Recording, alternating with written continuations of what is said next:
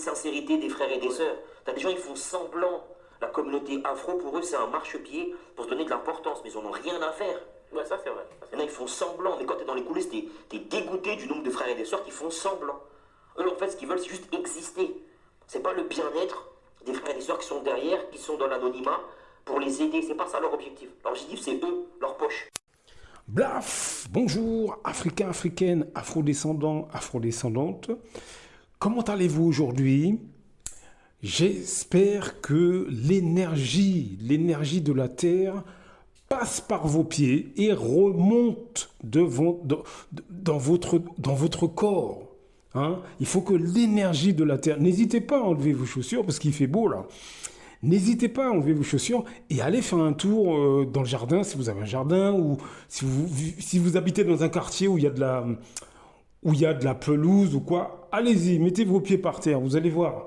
Ou allez dans un parc. L'énergie de la Terre doit passer dans votre corps. Vous allez voir, c'est très bénéfique.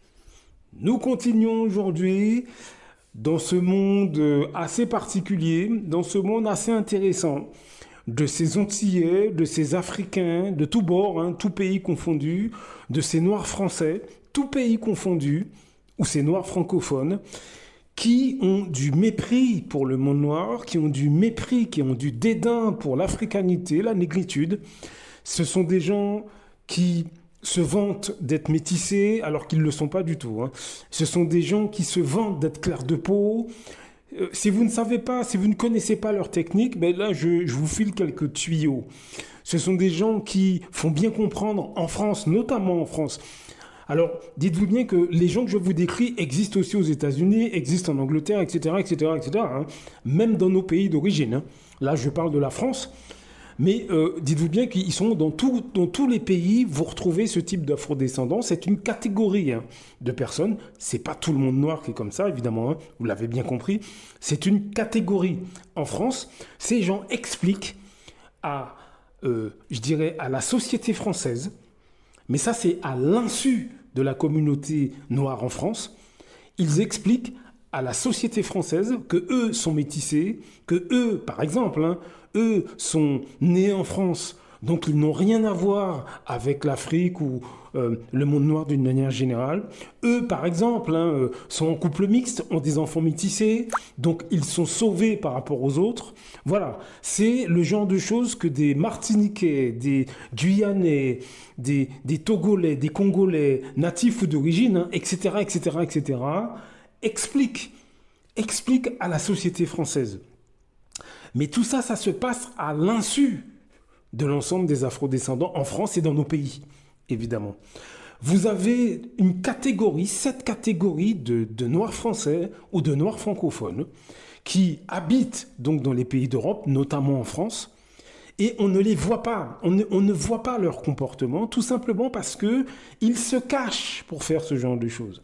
Les propos là que je viens de vous décrire, ces propos-là, ils les tiennent par exemple quand ils sont installés dans une situation avec un Arabe, un Européen ou une Européenne, hein, avec la belle famille étrangère. Ils tiennent ce genre de propos à table avec leurs collègues extérieurs au monde noir.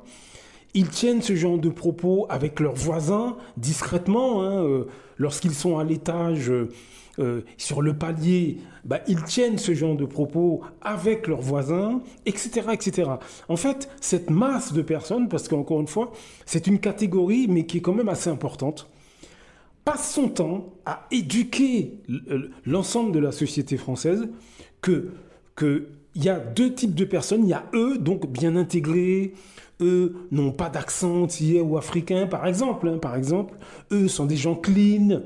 Eux, à la limite, ils ne comprennent pas les gens comme nous qui disons que nous avons, par exemple, une histoire africaine où nous avons une histoire afro-antillaise, afro-guyanaise, ce que vous voulez, hein. Et c'est important de la respecter. Eux expliquent mais rapidement à la société française, mais ça c'est depuis des années, hein. Ces gens existent depuis le début de la colonisation. Donc évidemment, à l'époque, ça prenait une autre forme. Mais en 2024, ces gens, en fait, ont plusieurs générations d'existence. Et donc, ils passent leur temps à expliquer consciemment consciencieusement à l'ensemble de la société française, discrètement, et ils le font de manière très cachée, que eux, ce sont eux les préférés, si vous voulez. Ce qu'il y a de mieux au sein du monde noir, c'est eux. C'est comme ça qu'ils se présentent à l'ensemble de la société française. Mais ça, c'est à l'insu de nos pays d'origine, à l'insu de nos communautés, etc. Comment je sais tout ça ? C'est parce que je les ai étudiés pendant plus d'une vingtaine d'années. J'ai observé ces gens. J'ai été dans leur milieu. J'ai mené une enquête qui a duré assez longtemps. C'était une enquête un petit peu particulière. J'ai demandé à des gens qui ne font pas partie du monde noir du tout, mais qui côtoient des Noirs français au quotidien, ou par le biais de mariage, ou par le biais de groupes d'amis, le week-end, etc. Eh bien, j'ai fait une enquête pendant des années auprès de ce type de personnes pour savoir ce que disent exactement ces Noirs français quand ils sont dans des milieux où il y a très peu de Noirs autour d'eux et où eux sont entourés exclusivement des membres des autres communautés, des Blancs, des Arabes, ce que vous voulez. Et au fil des années, j'ai eu un retour assez édifiant sur ce que font ces Martiniquais, natifs ou d'origine, ces Congolais, natifs ou d'origine, Guadeloupéens, natifs ou d'origine, Camerounais, Ivoiriens, Guyanais, Réunionnais, pour l'océan Indien, etc., etc., etc. Donc j'ai eu un retour assez édifiant, donc je peux en parler. Je vous assure qu'une catégorie en France de Noirs français éduque la société française depuis des générations. Et ils expliquent très clairement que eux sont intégrés, eux ne vont pas créer de problème, à l'inverse des autres qui, par exemple, gardent leurs cheveux naturels pour les femmes, qui, à l'inverse, eux, revendiquent, veulent, si vous voulez, faire leur trou en France, mais en gardant leur identité, ils font bien comprendre à l'ensemble de la société française que eux ne sont pas comme les autres. Alors moi, ce que j'aimerais vous dire, c'est mettez-vous à la place d'un Français qui vient de je ne sais pas d'où, qui ne connaît pas notre monde, notre culture, qui est devant sa télé depuis des années et qui finalement ne connaît pas, parce que c'est pas par le biais de la télé qu'on va savoir ce que c'est la culture africaine au sens large, ou afro-antillaise, ou afro, ce que vous voulez. Vous voyez ? Bon, mettez-vous maintenant à la place de ce type de personne. À son boulot, elle côtoie une Martiniquaise, un Martiniquais, un Camerounais, une Camerounaise, un Congolais, une Congolaise, etc., etc., à son boulot. Et ce Noir-là en question lui dit, à longueur de journée, moi, je suis intégré, moi, je ne suis pas comme les autres, moi, à la limite, j'ai jamais grandi là-bas, parce que c'est ce que ces Noirs français, c'est ce qu'ils disent. Hein. C'est ce qu'ils disent quand ils sont entre quatre yeux avec des Français extérieurs au monde noir.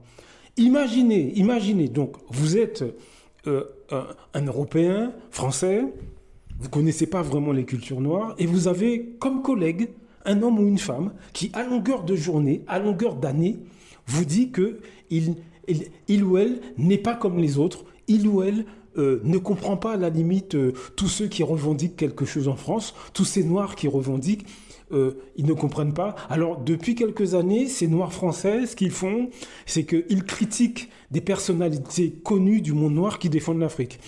Ça aussi, je ferai un audio entier là-dessus parce que c'est édifiant. Par exemple, ils vont descendre Kémy Séba, ils vont descendre Nathalie Yamble, ils vont descendre tous ces leaders comme ça, ils vont les descendre, mais auprès des membres des autres communautés, en l'occurrence auprès des Européens français. Est-ce que vous comprenez ? C'est ce qu'ils font pour bien expliquer que eux sont intégrés et que eux, de toute façon, il faut les accepter parce que eux sont les bons éléments, si vous voulez, à accepter.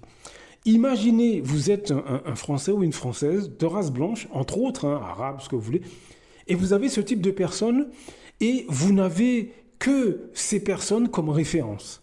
Mais qu'est-ce que d'après vous, dans la tête de quelqu'un comme ça, qu'est-ce qui se passe ?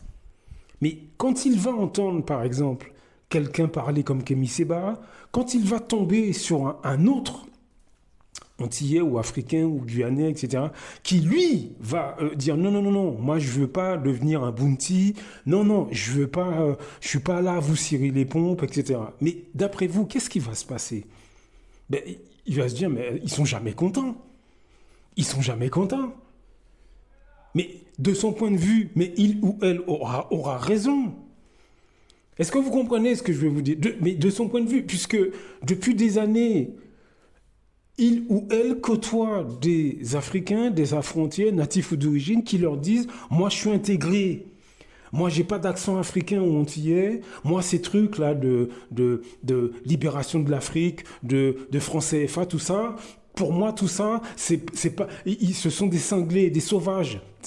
C'est comme ça que parlent beaucoup de Noirs français en privé. Hein. Ce que je vous dis là, les propos que je vous tiens là, c'est ce que disent des Africains, des Afro-Antillais, des Afro-Guyanais, etc., hein, natifs ou d'origine en France. En 2024, ils parlent comme ça. Donc, vous imaginez que quelqu'un qui ne connaît pas nos cultures et qui se trouve devant un noir français qui parle comme ça, mais il est évident que ça va automatiquement, ben, il y aura un rejet de ceux qui disent mais non, nous on n'est pas là, on n'est pas là à vous cirer les pompes. Et en plus de ça, ce type de noirs français qui se trouve sur toute l'échelle sociale, hein, attention, hein, je veux dire qu'ils peuvent être, comme je l'ai déjà dit, ils peuvent être ingénieurs comme ouvriers. Hein. Le niveau d'études ne change rien. Ce type de noirs français est servile devant la société française extérieure au monde noir, se rabaisse. Mais mettez-vous à la place des gens. Mais qui ils vont préférer dans le quotidien, d'après vous? Vous pensez qu'ils vont préférer quelqu'un comme moi ou quelqu'un comme vous? Mais bien sûr que non. Eh bien, vous avez compris ce qui se passe en France depuis plusieurs générations.